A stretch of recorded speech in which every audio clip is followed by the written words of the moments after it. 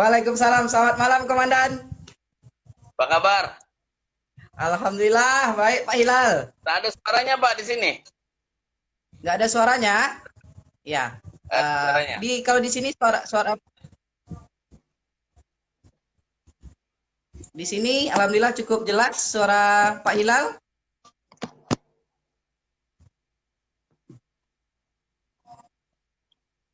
Halo. Halo? Nah. Tadi ada Ya, suaranya, jelas. sekarang hilang. Sudah. Halo? Tes, tes. Ya. Bisa dengar Pak suara saya? Bisa dengar suara saya, Pak? Halo? Halo, Pak? Ya. Ya. Alhamdulillah ya sudah on the track. Bentar Pak. Ya. Assalamualaikum warahmatullahi wabarakatuh.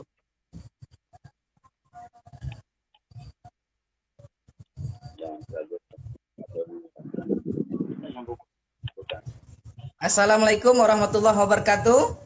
Waalaikumsalam warahmatullahi wabarakatuh. Alhamdulillah, akhirnya kita bisa mengudara, Pak ya. Jadi dengan suasana COVID ini kita harus terpaksa melalui media teknologi, Pak. Iya, betul.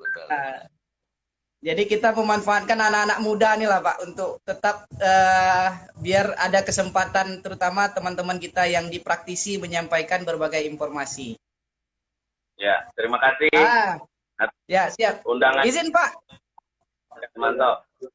Ya, siap. Izin Pak. Salam. Siswa. Ya.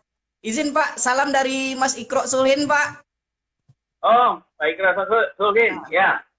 Ya. Kawan dulu waktu masih berjuang dari Akademi Ilmu Pemasyarakatan menjadi Poltekip dulu bersama-sama. Alhamdulillah. Naskah akademisnya. Iya. Beliau juga titip salam untuk Pak Kakanwil, Pak Ibnu katanya. Ya, nanti kami sampaikan. Salam, mohon hormat sampaikan kepada beliau, Pak Dr. Ikra Sulhin. Oke, saya panggil Mas aja lah biar lebih akrab ya. Boleh, Mas, Abang, apalah. Kalau ini Melayu Mas Ilal. Abang, Melayu Abang ya kan? Jadi Mas Ilal, kita pada malam hari ini disaksikan kurang lebih 140-an orang, terdiri dari berbagai disiplin ilmu, terutama anak-anak kita yang menggeluti ilmu kriminologi yang ada di Visipol Universitas Islam Riau. Jadi pada malam hari ini saya diberi tugas oleh produser ya untuk berdiskusi dengan Bang Hilal terkait dengan dinamika yang berkembang di lembaga pemasyarakatan kita. Jadi untuk audiens saya mau sedikit beri gambaran. Pak Hilal ini adalah Kepala Divisi Pemasyarakatan Kanwil Hukum dan HAM Provinsi Riau. Artinya beliau adalah kurang lebih membawahi semua lapas yang ada di Provinsi Riau. Izin kalau salah nanti mohon dikoreksi Pak. Ya, betul. Jadi tugas beliau secara praktis cukup berat. Karena bagaimana beliau harus mengontrol, mengawasi sebagai perpanjangan tangan dari Pak Kakanwil dalam hal lembaga pemasyarakatan. Namun dengan jiwa muda dan semangat muda beliau, apalagi malam ini nampaknya beliau merah ya. Jadi kami merah, tapi nggak ada simbol apa-apa ini ya. Merah putih, kita merah putih, NKRI. Merah putih. Ya, jadi kita nggak ada simbol tertentu. Kita hanya kebetulan malam ini pakai baju merah ya. Nah, itu kira-kira. Mungkin itu sebagai pengantar awal, sebagai membuat bincang kita sedikit santai, rileks, tanpa ada hanya menyampaikan informasi-informasi ringan saja, sehingga anak-anak kita, terutama teman-teman kita yang masih aktif di dunia akademis, dapat informasi, kira-kira seperti itu. Mungkin Pak Hilal boleh kita bercerita, baru-baru ini kan lembaga pemasyarakatan kita, khususnya lapas perempuan itu kan ada beberapa warga binaan kita yang terpapar ya Pak ya, terpapar COVID-19. Kira-kira seperti apa kabar warga binaan kita itu Pak? Baik, yang terhormat Bapak Dr. Kasmanto Rinaldi dan seluruh kawan-kawan, mahasiswa, dan juga barangkali masyarakat yang mengikuti kajian ini. Sebelumnya saya memperkenalkan diri, saya nama lengkapnya Maulidi Hilal, asal dari Cirebon, tapi istilah kata Melayu, bila main ke kebun, jangan lupa mengambil kayu. Boleh jadi saya orang Cirebon, tapi sudah berdarah Melayu.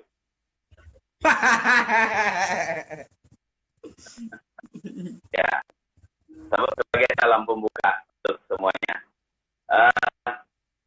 Jadi, kilas dulu sebelum pertanyaan Pak Kasmanto tadi, bahwa tusi kami ini, divisi pemasarakatan di kantor wilayah Kementerian Dalam Riau, ada 4 tusi yang kami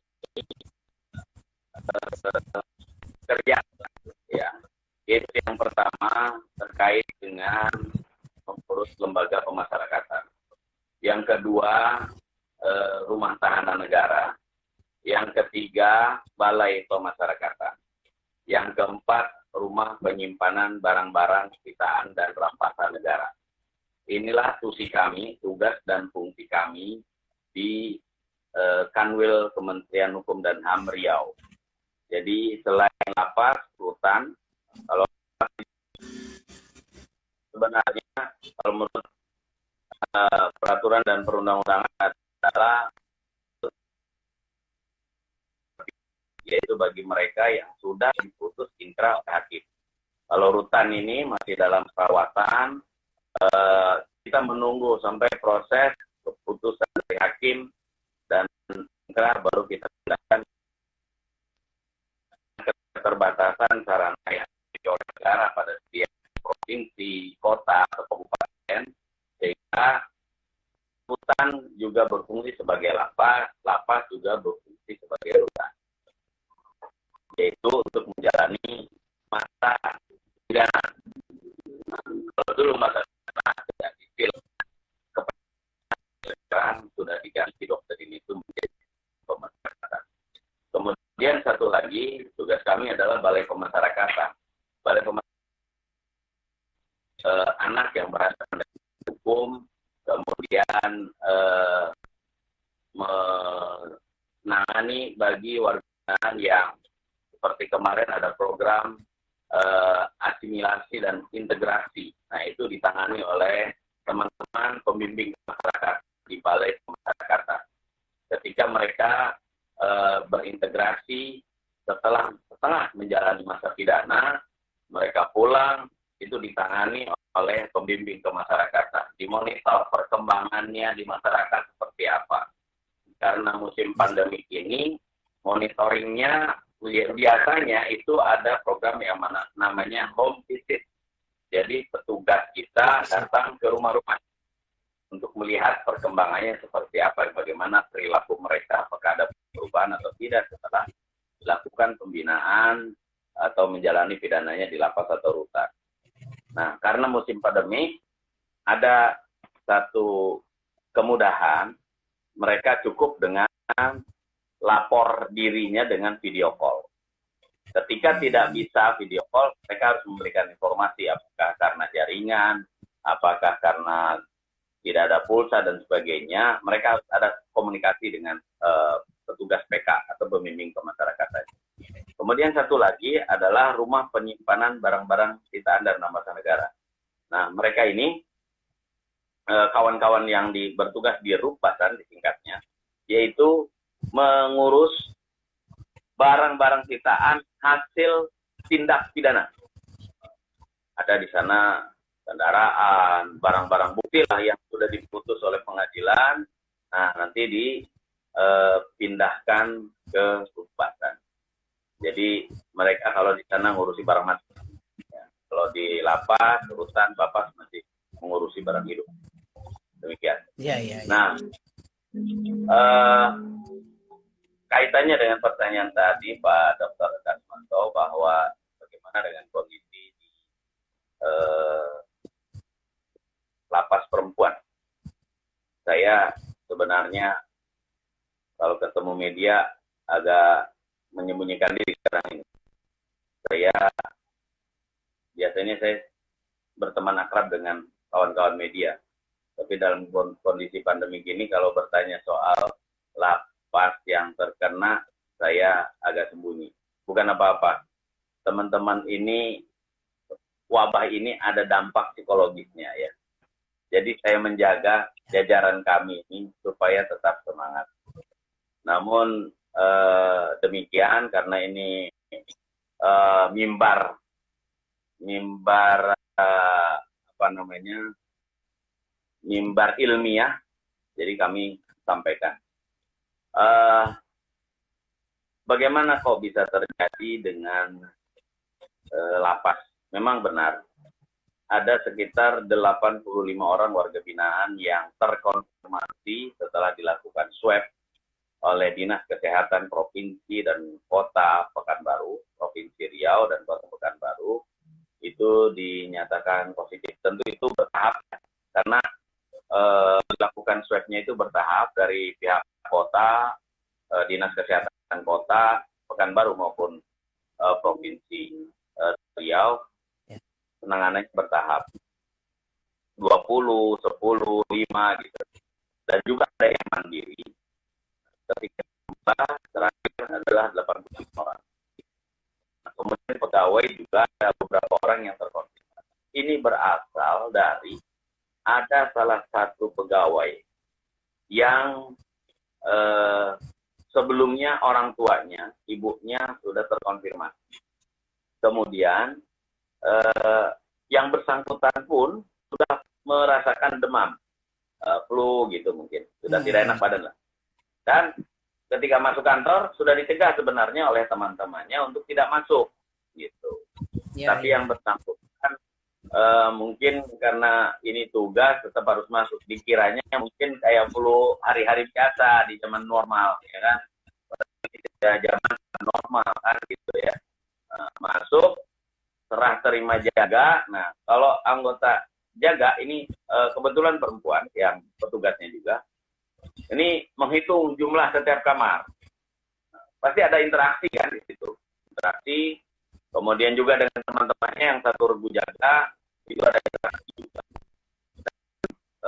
Ketika sudah mendapatkan informasi, Ibu Kalapasnya kepada kami. Ya, saya katakan ya segera lakukan swab dan tracking. Itu berasal dari mana dan siapa saja yang sempat berinteraksi dengan yang bersangkutan, supaya bisa dilakukan pencegahan penyebaran perluasannya. Namun ya nasi sudah menjadi bubur, tak bisa lagi dibikin nasi uduk atau nasi lemak, ya kan? Jadi akhirnya dilakukan swab, ternyata sudah banyak yang terkonfirmasi untuk warga binaannya dan kawan-kawannya juga sudah ada beberapa yang terkonfirmasi. Ya, jadi memang virus ini diakibatkan dari interaksi. Ketika ada interaksi, itulah peluang potensi tersebarnya virus tersebut. Demikian, Pak. Ya, ya betul Pak Kadif. Jadi harus kita pahami bersama audiens ya bahwa COVID itu bukanlah aib. Di kampus kami sendiri, Pak Rektor kami positif, Pak. Dan juga ada dosen kami yang 2 orang meninggal dunia, Pak. Jadi persoalan COVID ini menimpa siapa saja. Mudah-mudahan kita semua tetap diberi kekuatan dan kesehatan. Pak Hilal, jadi tadi kita sudah berdiskusi bagaimana tupoksinya Bapak sebagai Kadifpas, kemudian ada situasi COVID sekarang. Kira-kira apa langkah-langkah Bapak sebagai salah satu pengambil kebijakan di jajaran PAS untuk menginstruksikan kepada jajaran PAS Rutan seprovinsi Riau, Pak, agar meminimalisir masuknya COVID ini ke lapas atau rutan? Silakan, Pak. Baik. di awal sekali COVID ini mulai merebak, ya, di Wuhan, Cina, tanggal saya masih ingat 16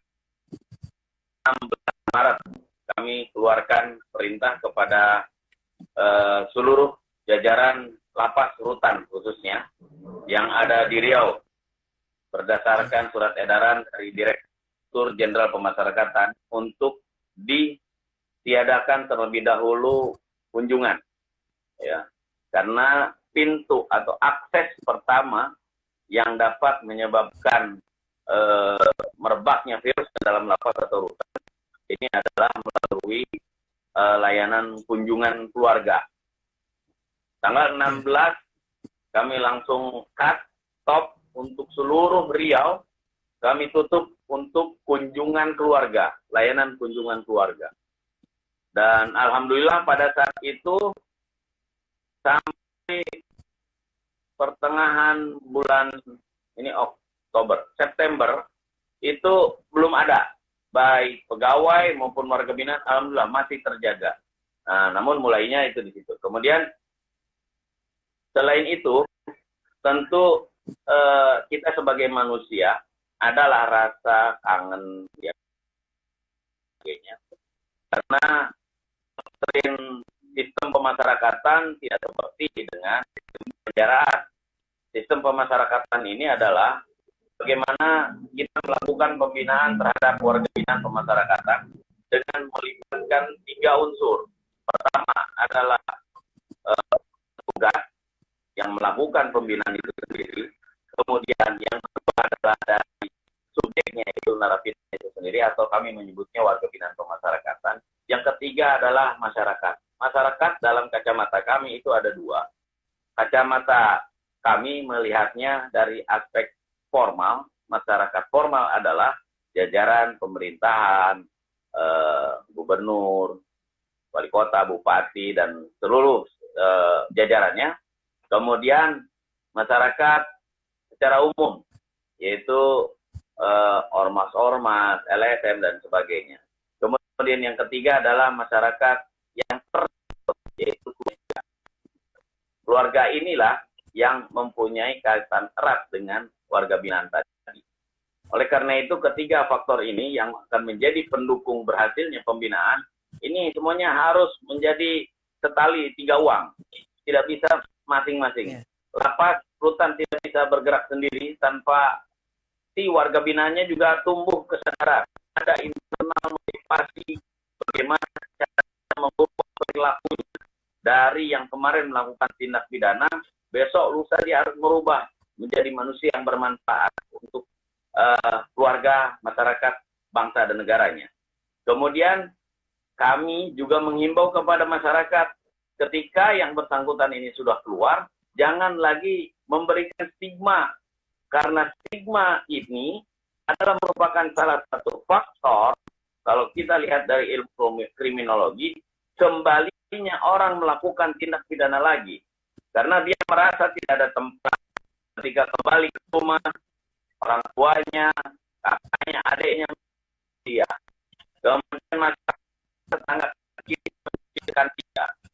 Akhirnya dia tidak merasa tidak punya tempat. Itu kan saya buat.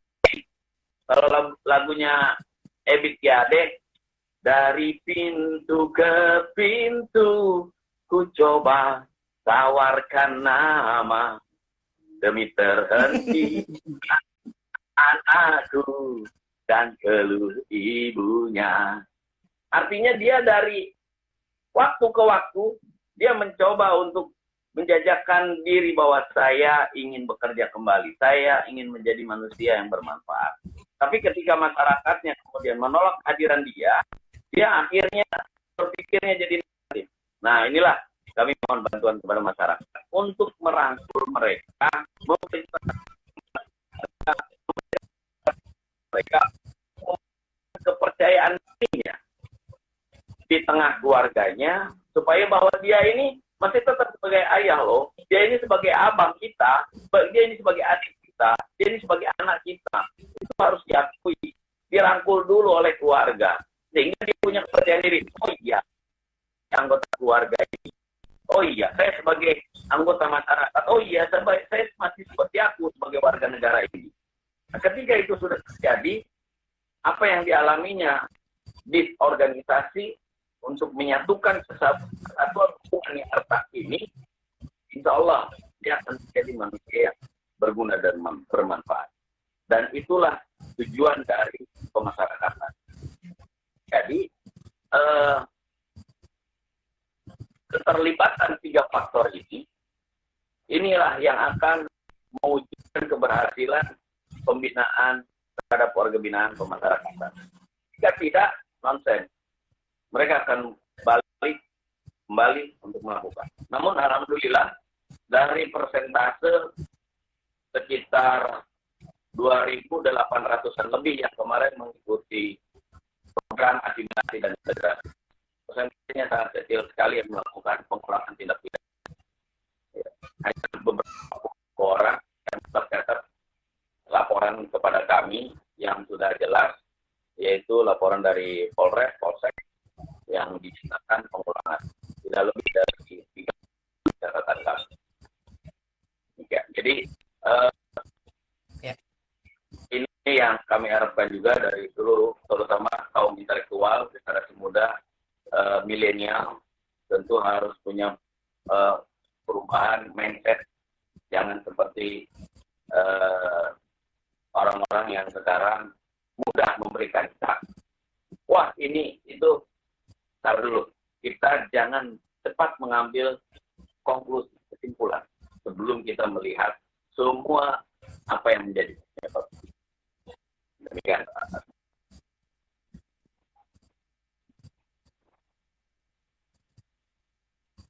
Terdengar, Pak?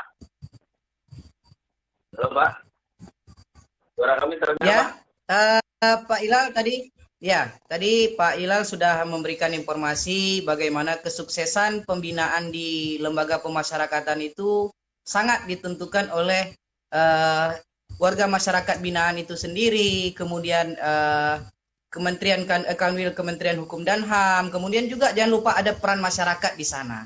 Jadi ketiga komponen ini diharapkan sinergisitasnya, sehingga apa? Yang diharapkan nanti dari warga binaan ini setelah keluar dia nanti menjadi sosok yang baik, sosok yang bertanggung jawab, ini tercipta.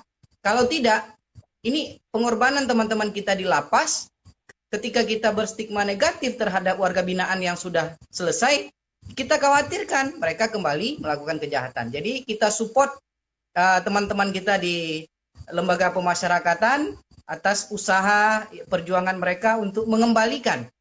Karena dalam 10 prinsip pemasyarakatan, orang-orang yang masuk ke dalam lapas itu adalah orang-orang yang tersesat. Jadi dengan tersesatnya inilah mereka ini akan kita kembalikan. Kembalikan pasti ke jalan yang benar. Selanjutnya Pak Ilal mungkin bisa diberikan informasi kira-kira apa nasihat Pak Hilal kepada kaum muda, kaum milenial yang menyaksikan kita pada malam hari ini terkait dengan janganlah masuk ke dalam lapas atau kira-kira janganlah melakukan kejahatan. Karena apa? Sesungguhnya di dalam lapas itu tidak seperti ketika Anda berada di luar. Ada beberapa kebebasan, ada beberapa keterkungkungan yang Anda akan alami. Oleh sebab itu kami minta semacam motivasi atau support dari Pak Ilal kepada teman-teman audiens kita yang kaum-kaum milenial yang rentan dengan berbagai aktivitas di luar agar mereka tidak melakukan kejahatan yang nanti berujung kepada lembaga pemasyarakatan. Mohon kira-kira support atau kiat-kiatnya Pak Hilal, silakan. Ya, baik. Teman-teman, kawan-kawan pemuda, pemudi milenial, ya, Anda tetap jangan meninggalkan pemuda-pemudi kolonial ya. Karena adanya Anda itu karena ada pemuda-pemudi kolonial. Harus merger baik terkoordinasi antara pemuda kolonial dan pemuda milenial. Baik Pak Kasmanto, di dalam lapas rutan atau prison penjara itu ada beberapa kehilangan layanan. Satu, loss of service, hilangnya layanan. Loss of liberty, tidak adanya kebebasan. Kemudian loss of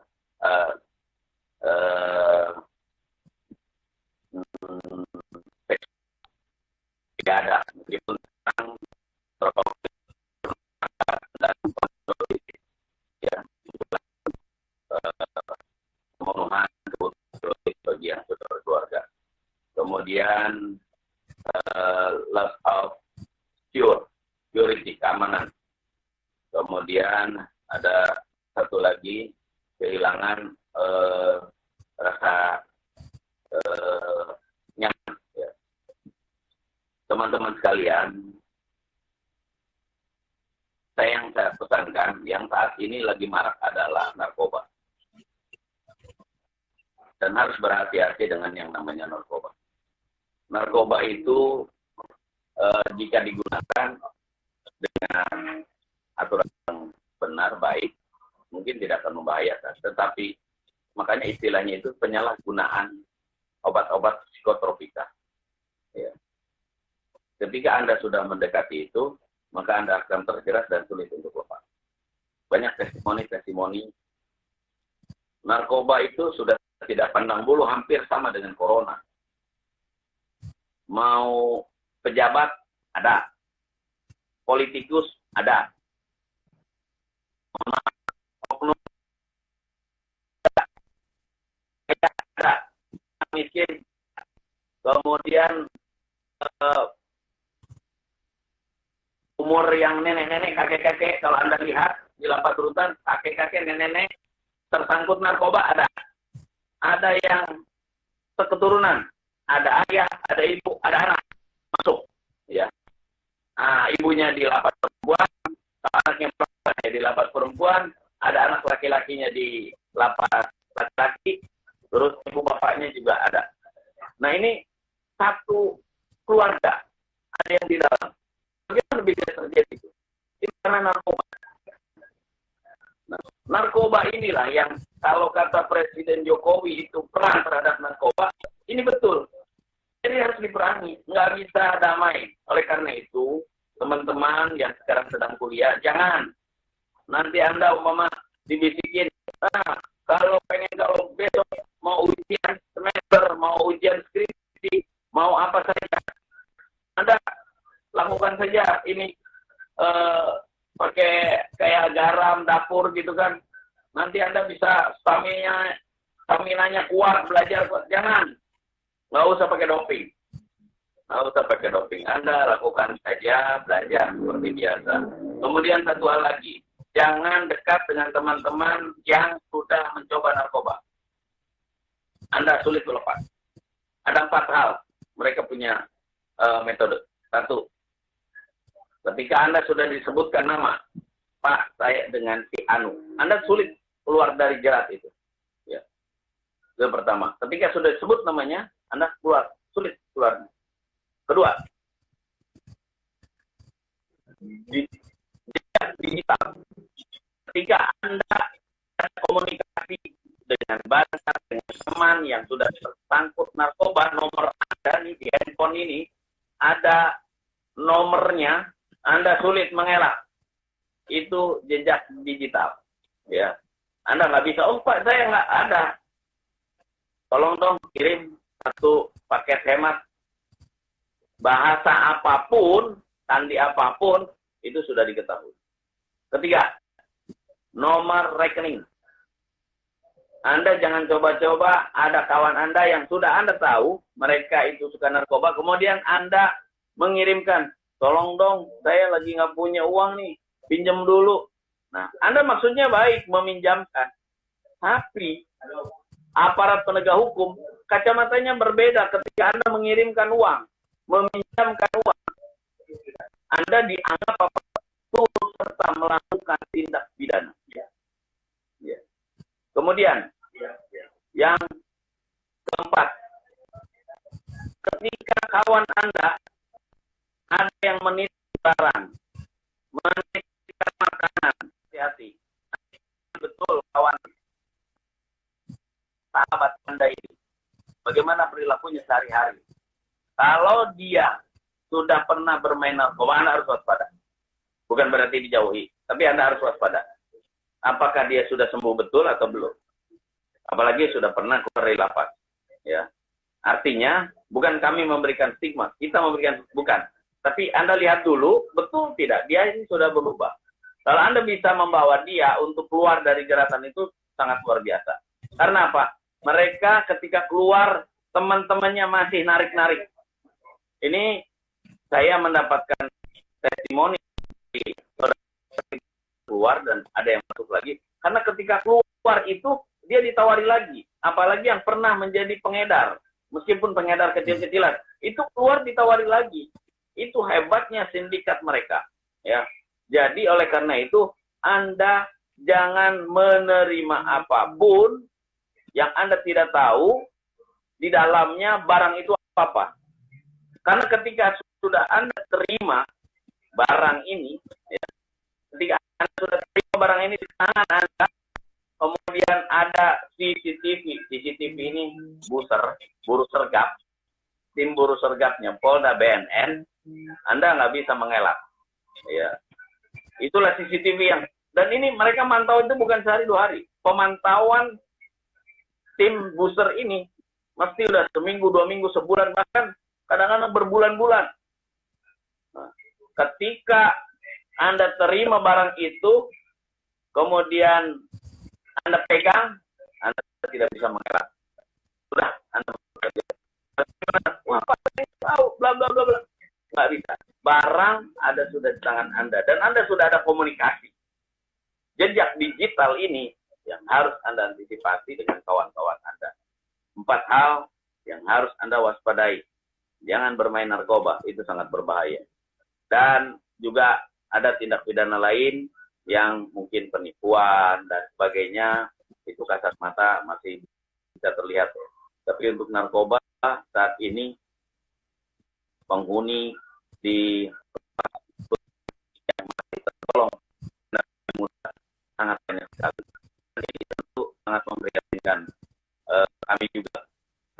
Nah itu sama-sama membentengi kita dari virus narkoba, virus corona dan virus narkoba. Ini sama-sama berbahayanya, ya. Sama-sama tidak pandang bulu dan tidak pilih-pilah bulu. Semuanya nabrak siapapun yang ada di depan mata dia. Mudah-mudahan kita semua, Anda semua sukses meniti ilmu dan sukses meniti karir Anda ke depan menjadi generasi Indonesia kepada NKRI. Dan Pak Kasmanto. Ya, terima kasih Bang Hilal ya yang sudah menjelaskan mulai dari tupoksi divisi pemasyarakatan, membawai rutan, lapas, rutan, bapas, kemudian rubasan. Juga tadi beliau menceritakan tentang bagaimana COVID itu dilemanya bagi petugas, bagi warga binaan yang saat ini tidak hanya melanda kalangan tertentu, tapi hampir semua kalangan, bahkan Pak Menteri pun, bukan Pak Menteri Kanwil Kemenkumham, Pak Menkumham maksudnya Menteri di jajaran kabinet pun ada yang terpapar. Artinya begitu seriusnya COVID-19 ini merajalela di tengah-tengah masyarakat. Kemudian tapi itu tidak menyurutkan beliau dan kawan-kawan untuk tetap menjaga komitmennya untuk memberikan pembinaan kepada menceritakan bagaimana. Ada satu lagi informasi, mohon maaf potong Pak Manto. Jadi ya silakan untuk kunjungan juga kita memberikan solusi untuk mencurahkan kerinduan kepada keluarga, yaitu dengan melakukan video call. Nah, ini apa terutama. Jadi pengganti dari berjumpa itu diganti dengan layanan video call. Seperti ini seluruh warga binaan. Demikian. Ya, tadi juga beliau ada berbagai inovasi ya yang dilakukan oleh divisi pemasyarakatan. Juga suksesnya pembinaan warga binaan itu ditentukan oleh warga binaan itu sendiri, kemudian petugas yang ada di lapangan, dan juga kontribusi dari masyarakat baik formal maupun informal. Terus yang terakhir beliau memberikan kiat-kiat kepada generasi muda, kalangan mahasiswa intelektual yang akan berhadapan dengan berbagai hal, baik itu kejahatan maupun penyimpangan. Jadi titik berat beliau tadi salah satunya kepada narkotika dan obat-obat terlarang. Karena di lapas itu sendiri persentasenya cukup tinggi, ya Pak Ilal ya, warga binaan kita yang terlibat kasus narkoba. 80 sampai 90%. Jadi bayangkan 80 sampai 90%, hampir semua lapas di Indonesia itu penghuninya adalah kasus yang terlibat dengan kejahatan narkoba. Oleh sebab itu generasi muda, bentengi diri Anda, jauhi narkoba. Ini untuk Anda dan masa depan Anda. Sekali lagi, mungkin boleh closing statement-nya Pak Hilal 1 atau 2 menit. Silakan. Ya, untuk teman-teman, Anda belajarlah, terutama sekali Anda memperkuat karakter diri kita. Karakter sebagai pribadi dan karakter sebagai anak bangsa Indonesia yang tidak akan bisa luntur oleh apapun. Karena saat ini banyak kawan-kawan kita ketika sudah berhasil dan sukses lupa dengan jati dirinya sebagai bangsa Indonesia. Ya. Jadi karakter ini sangat penting sekali untuk bangsa Indonesia. Sehingga kita tidak akan mudah menjual diri kita, menjual tanah, air, dan seluruh seisi bumi ini untuk orang lain. Jaga dan bentuk karakter Indonesia hingga menjadi bangsa yang berdaulat untuk NKRI.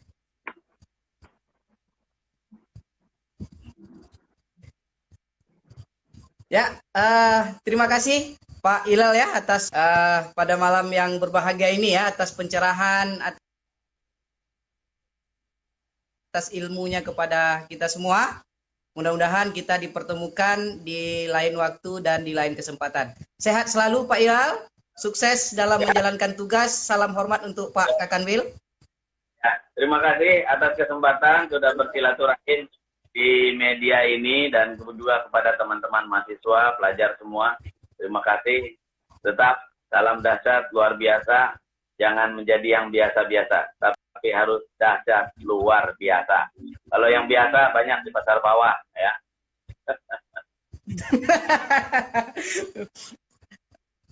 Oke, terima kasih Pak Hilal atas waktu dan kesempatannya. Terima kasih juga kepada audiens. Alhamdulillah hari ini kita diikuti kurang lebih 150 audiens. Mudah-mudahan informasi yang diberikan oleh Pak Hilal selaku Kepala Divisi Pemasyarakatan Kanwilkumham Riau bermanfaat untuk kita semua. Salam untuk kita semua. Mudah-mudahan kita bertemu di lain waktu dan di lain kesempatan. Demikian.